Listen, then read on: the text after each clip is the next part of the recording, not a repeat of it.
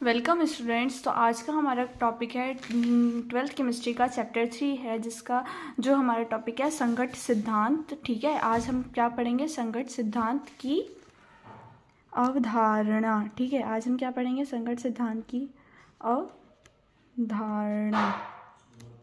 ठीक है,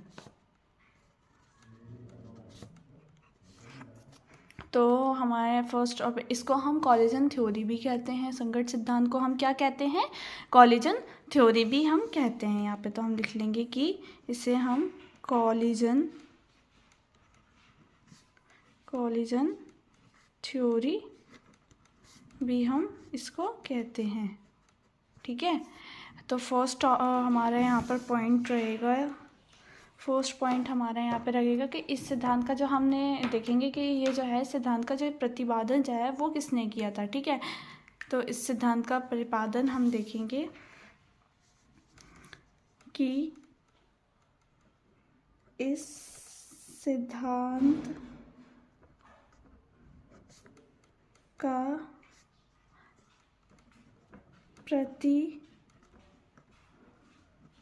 प्रतिपादन मैक्स ट्राउट्स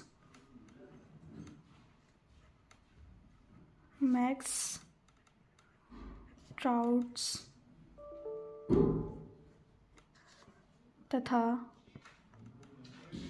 मैक्स ट्राउट्स को हम इसको ब्रैकेट में लिख लेंगे, मैक्स ट्राउट्स तथा विलियम लुईस,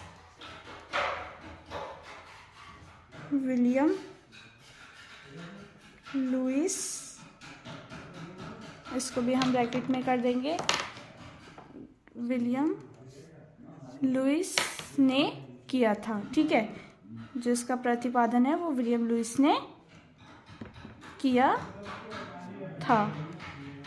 ठीक है, नेक्स्ट हमारा है सेकेंड की इस सिद्धांत के अनुसार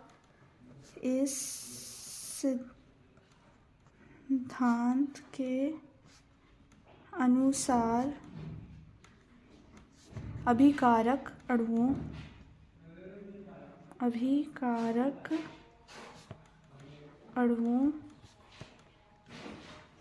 को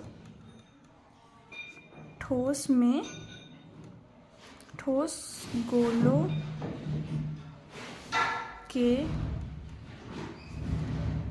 रूप में माना गया है।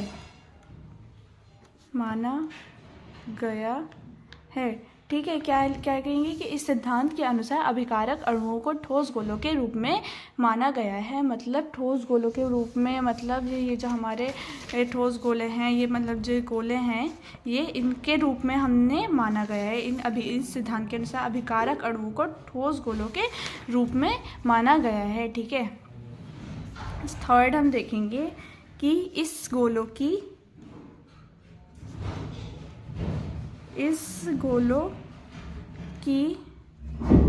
परस्पर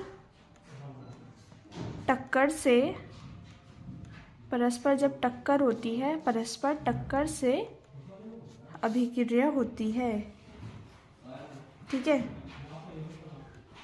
अभिक्रिया होती है यहाँ पर, मतलब जो ये देखिए, मतलब जब इनकी रिएक्शन होगी, जब उन गोलों के जो परस्पर टक्कर होगी, जब इससे एक दूसरे से जब ये एक दूसरे से टकराएंगे तभी जो होगी अभिक्रिया होगी। और जब ये टकराएंगे तो तभी क्या बनेगा? प्रोडक्ट बनेगा, हमारा उत्पाद बनेगा। ठीक है, तो अब हम देखेंगे, तो फोर्थ पॉइंट है हमारा यहाँ पर कि अणुओं की सभी टक्करों से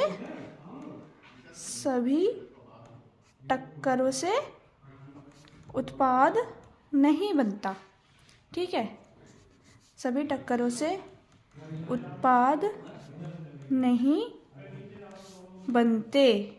ठीक है, मतलब जो मतलब ये इन अणुओं की जब टक्कर होती है तो सभी टक्करों से उत्पाद नहीं बनते। ठीक है, टक्करों के कारण उत्पाद मतलब जिन टक्करों के कारण उत्पाद बनते हैं, मतलब ये जब इनको ये रिएक्शन है हमारे, ये गोले गोले हैं। ठीक है, जब आपस में इनकी एक दूसरे से टक्कर होगी, ठीक है, जब आपस में ये एक दूसरे से टक्कर करेंगे तो फिर ये क्या बनाएंगे, उत्पाद बनाएंगे। ठीक है, अब ये क्या है, अभिकारक है हमारे, ये क्या है, अभिकारक। ठीक है, जब ये अब ये टक्कर कर रहे हैं तो सभी टक्करों से क्या होगी, यहाँ पर जो है उत्पाद नहीं बनेगा। मतलब जिन टक्करों से, अब ये अगर यहाँ से यहाँ तक ये टक्कर कर रहे हैं, अब ये समझ लिए हम कि यहाँ पर ये टक्कर हो गई है, तो जिन टक्कर से ये उत्पाद बने हैं तो उन टक्कर को हम क्या कहेंगे, प्रभावी टक्कर कहेंगे। ठीक है, तो अब हम यहाँ पर लिखेंगे कि सभी से उत्पाद नहीं बनते हैं, जिन टक्करों से उत्पाद बनते हैं, जिन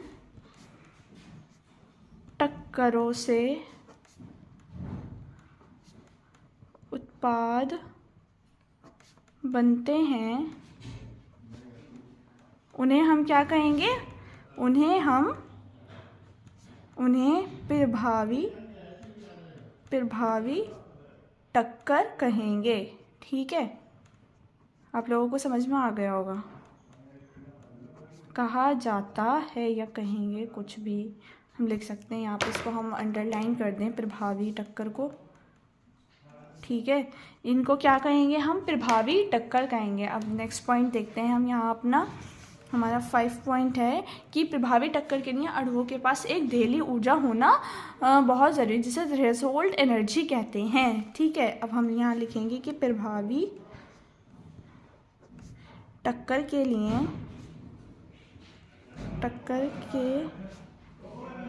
लिए अणुओं के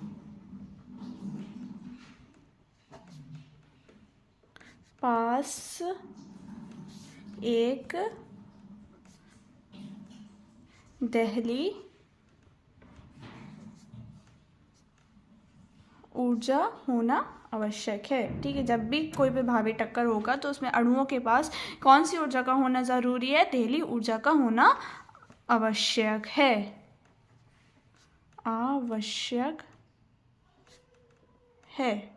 ठीक है, तो 6th हमारा पॉइंट है कि अभिक्रिया मिश्रण में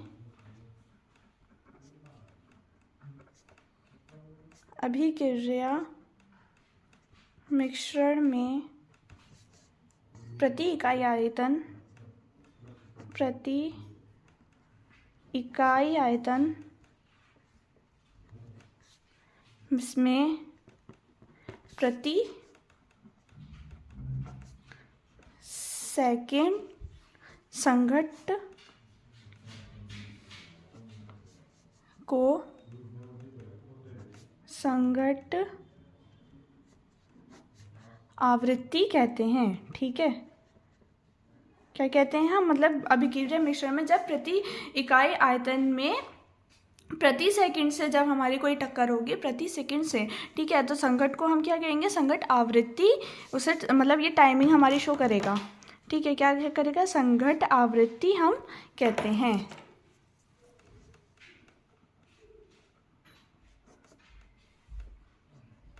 ठीक है, इसे हम किससे डिनोट करते हैं, इससे हम Z से ही डिनोट करते हैं। इसे हम Z से प्रदर्शित या डिनोट करते हैं। ठीक है, तो 7th हमारा पॉइंट है यहाँ,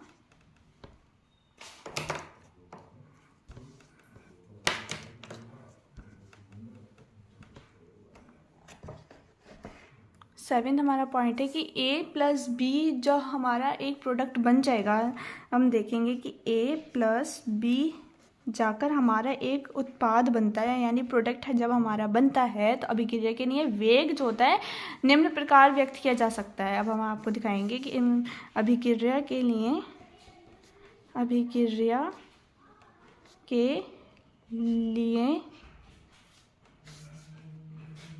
वेग को निम्न प्रकार व्यक्त किया जा सकता है। व्यक्त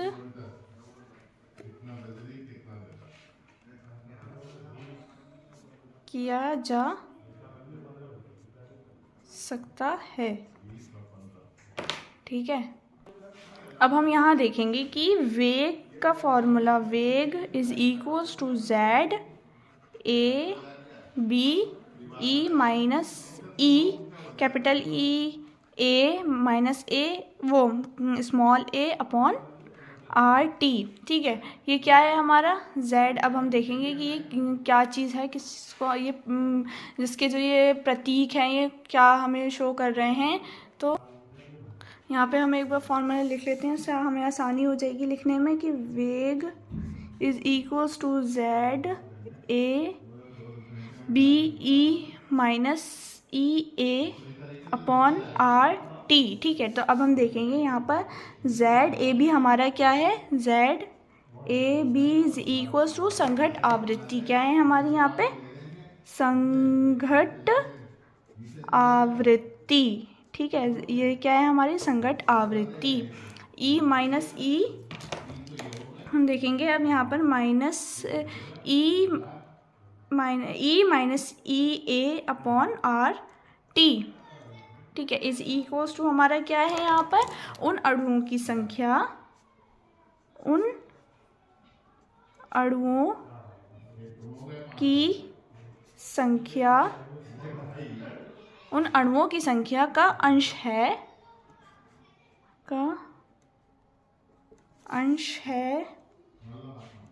ठीक है, जिनकी ऊर्जा, ठीक है, जिनकी ऊर्जा ई ए सक्रियण ऊर्जा या उससे अधिक है। ठीक है, कौन सी ऊर्जा, सक्रियण ऊर्जा, सक्रियण ऊर्जा या उससे अधिक हो। सक्रियण ऊर्जा तो हमने पढ़ाई था क्या होती है ये, ठीक है, या उससे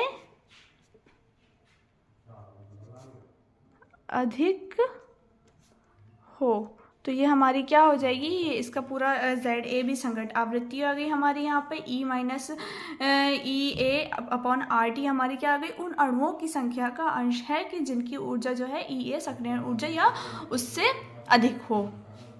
तो आप लोगों को समझ में आ गया होगा कि हमारा कि संघट सिद्धांत क्या होता है, इसकी अवधारणा क्या होती है, ये इसका फॉर्मूला होता है। ठीक है, संघट सिद्धांत का ये हमारा क्या आ गया, फॉर्मूला आ गया। इसी के बेस पर हमारे न्यूमेरिकल्स जो होते हैं वो कंप्लीट किए जाते हैं। ठीक है, तो ये वीडियो हमारी यहीं एंड होती है। आप लोगों को ये सब समझ में आ गया होगा।